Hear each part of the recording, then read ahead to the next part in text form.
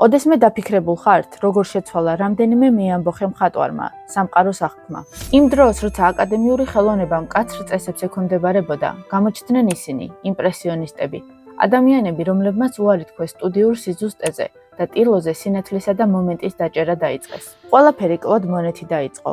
მისი შთაბეჭდილება გახდა მოძრაობის სახელწოდება. მონე გვაჩვენებდა არა საგნებს, არამედ იმას, თუ როგორ ცვლიდა მათ მზის სინათლე. იქვე იყო ედუარდ მანე, რომელმაც კლასიკური სიუჟეტები რეალურ თანამედროვე ცხოვრებას დაუკავშირა. არ დაგვაუწყდეს ედგარ დეგა, ბალერინების მოძრაობისა და სცენის მიღმა არსებული ქაოსის ოსტატი. ხოლო პიერო გიუსტ რენუარი იყო მხატვარი, რომელიც ტილოზე სადღესასწაულო განწყობას, სითბოსა და ადამიანურ ბედნიერებას აცოცხლებდა. საოცარია, მაგრამ იმ ეპოქაში ქალებმაც თქვეს თავისი სიტყვა. ბერტა მორიზო და მერი კასატი საყოფაცხოვრებო სცენებს ისეთი ინტიმურობითა და ფერებით გადმოსცემდნენ, რაც მანამდე წარმოუდგენელი იყო. მათი ტექნიკა რევოლუციური იყო.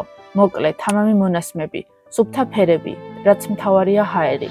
ისინი ხატავდნენ გარეთ, პლენერზე, რათა ბუნების სუნთქვა პირდაპირ ტილოზე გადაეტანათ. იმპრესიონიზმი არ არის მხოლოდ მიმდინარეობა, ეს არის წამის დაფასების ხელოვნება. რომელია თქვენი საყვარელი იმპრესიონისტი? დაწერეთ კომენტარებში.